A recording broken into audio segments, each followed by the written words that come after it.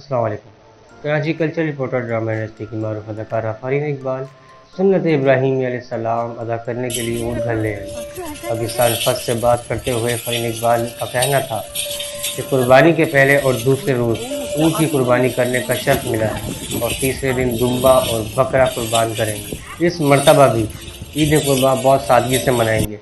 गुज़िश्ता साल की तरह ऊँट खरीद कर उसे घुमाना फिराना और खिलाना पिलाना अच्छा लग रहा है। इस ख़ास दिनों का मकसद सिर्फ ये नहीं है कि हम गोश्त ही खाएं, बल्कि हमें इन लोगों का ज़्यादा ख्याल रखना चाहिए जो कुर्बानी नहीं कर पाते।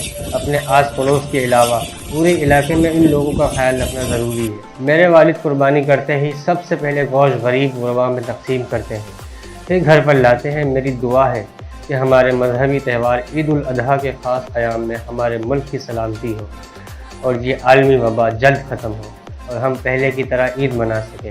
आज हमारी ईद आलमी वबा की वजह से फीकी हो रही है। लोगों में जज्बा है लेकिन वो एहतियात कर रहे हैं।